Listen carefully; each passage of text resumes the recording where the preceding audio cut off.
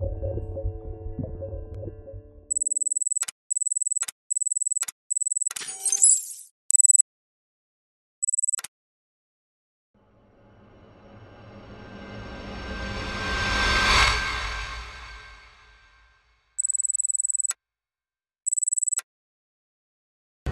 I remember when I was a grom. That was funny.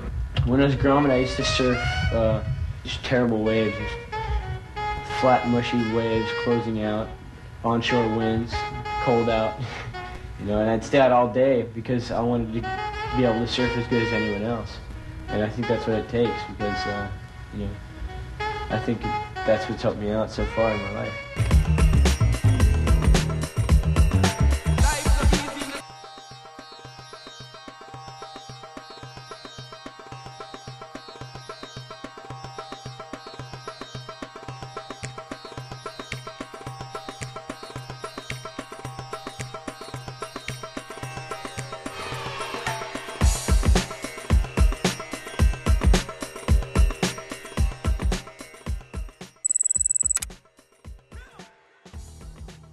I never thought, when I was a real young kid, I remember a friend of mine talking about being world champion, and I thought that was like stupid to talk about that, that didn't seem like a reality.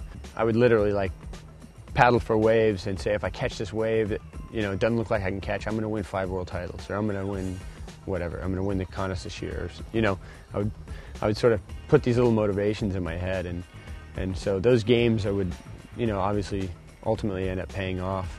Like the other year, I lost the title to Andy in a really close one at the end of the year in 2003. And, I think publicly a lot of people were able to see, they were filming a movie about Andy at the time, and it covered me pretty extensively. And, that was a sort of devastating thing to deal with that day. But looking back now, I'm really glad it happened, I'm really glad that I didn't win at that time. And, it made me a better person, it made me a better competitor and all that professional stuff, but aside from that, I think it made me a better person for that not to go my way that day. When you get to that place where it's easy, that's where it's like, it all seems like it makes sense, and that's a really nice place to get to.